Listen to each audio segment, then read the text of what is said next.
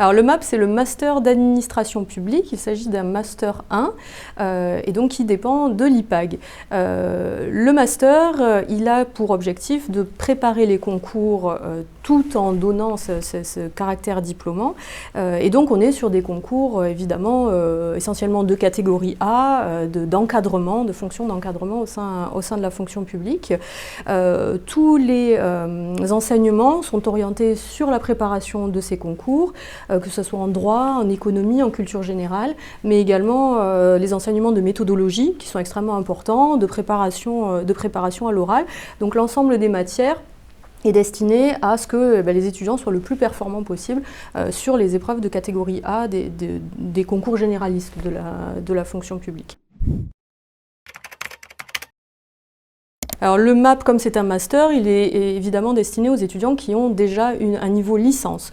Alors essentiellement, les étudiants de MAP, ils viennent soit de la licence d'administration publique, soit d'une licence de droit, soit d'une licence d'économie. Et puis pour une partie un peu moins importante, on va trouver aussi des licences un petit peu plus éloignées du domaine juridique, par exemple des licences littéraires ou des licences en matière d'action sociale.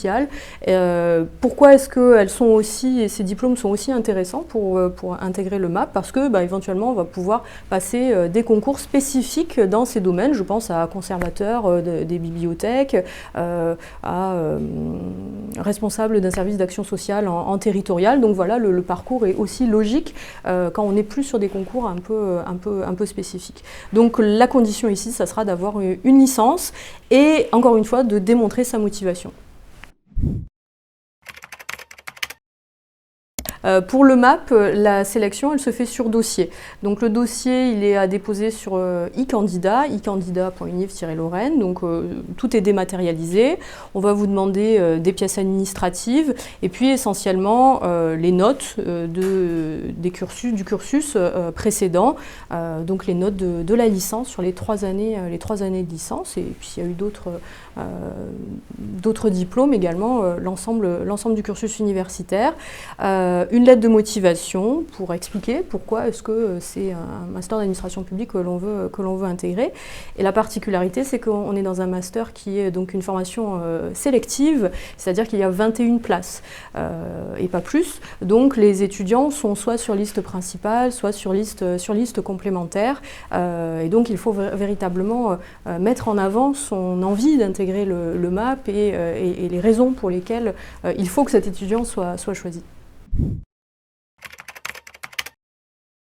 À la suite d'un MAP, on a évidemment deux options selon si l'étudiant passe un concours et le réussit. Bien évidemment, il va intégrer son poste dans la fonction publique, un poste en général à responsabilité, parfois un poste avec une équipe sous sa responsabilité. On est véritablement sur de la catégorie A.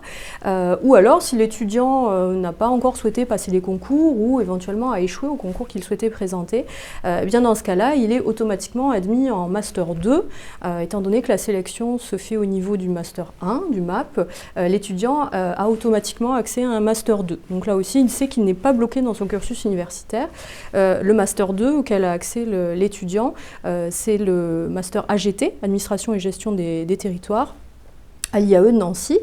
Il peut aussi, bien évidemment, présenter tout autre type de Master 2, par exemple en faculté de droit, au CEU, ou même ailleurs qu'à l'Université de Lorraine sur un autre campus.